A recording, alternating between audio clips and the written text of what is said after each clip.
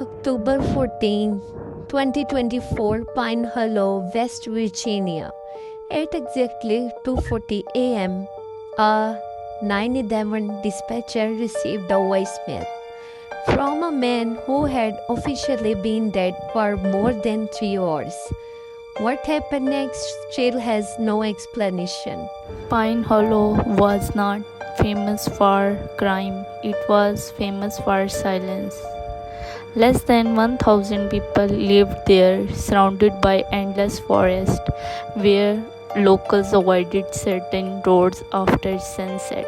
28-year-old Ethan Brooks loved exploring abandoned places. He carried a camera everywhere, always searching for forgotten locations.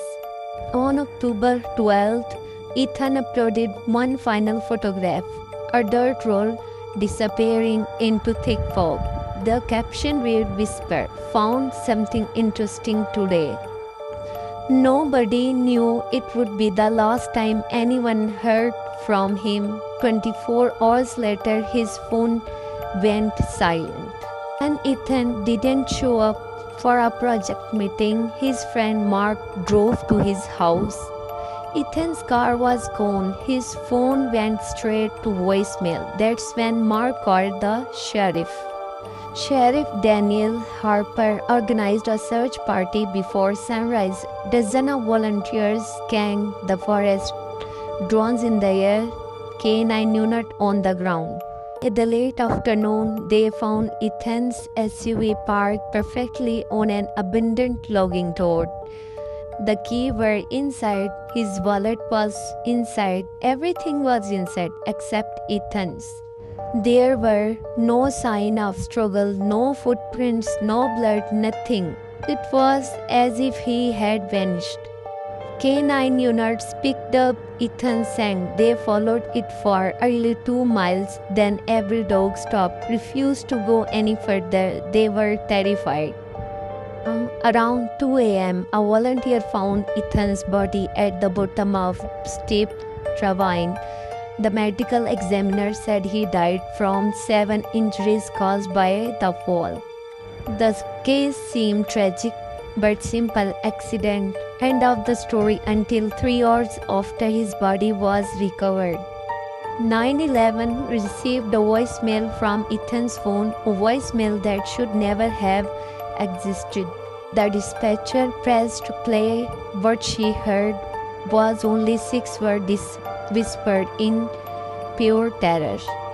The voicemail lasted 43 seconds, but those 6 words made no sense until investigation listened it again and again. They traced the number. It belonged to Ethan Brooke. The problem, Ethan was already dead 3 hours earlier. Dispatcher Lisa Grant listened to the voicemail one more time. Her hands were shaking. She later said she'd never heard anything like it. What did Ethan mean by the cabin? There was only one abandoned cabin within 20 miles of where he was found. Investigation headed to the cabin. The road was rough, barely wide enough for one car. No street light, no call signal. Inside, they found old furniture, dust everywhere, but one thing caught their attention on the wall. On the dusty table, they found Ethan's notebook, pages filled with location, coordinate, and one sentence written over by over, "Don't let them find it." Some pages showed strange symbol, circle, triangular 9, symbol that did not match any known mapping system. What did they mean? Investigators returned to the ravine for a second search. This time they found something chilling, something they missed the first time. A broken trail camera hidden under leaves, the memory card still inside, the date on the footage, October 12, the day Ethan vanished. Back at the station, they played the footage. It started normal, just rewind, nothing unusual. Then something appeared.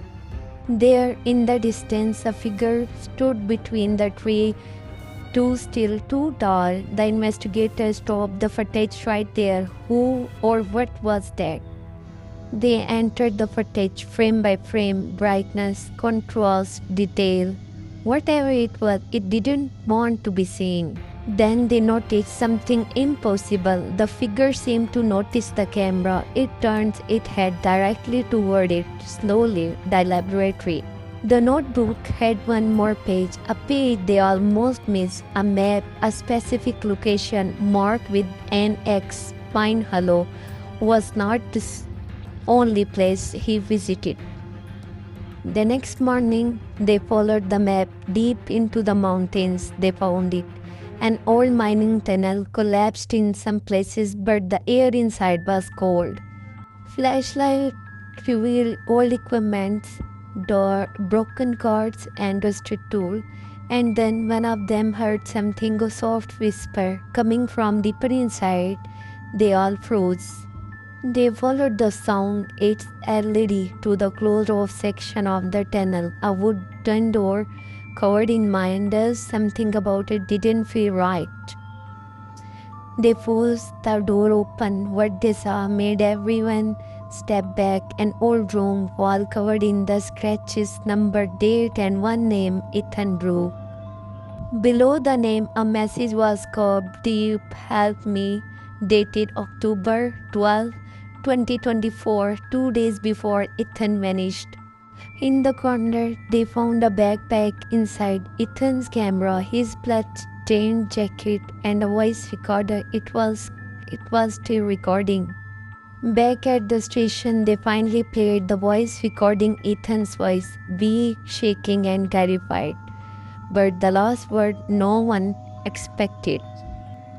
The team pieced everything together. Ethan Brook was not just exploring, he was looking for something that was never meant to be found. The figure in the footage, it was not human. Local called it the Watcher. They said it protect and it what lies beneath, and it doesn't like stranger. On the last page of notebook, the left one warning, a warning to anyone who dare to follow this path. Don't go looking for what already found you. To this day, Ethan Brooks has never been found, and Pine Hollow Ravine remain closed, but some says on certain night you can still see the figure watching.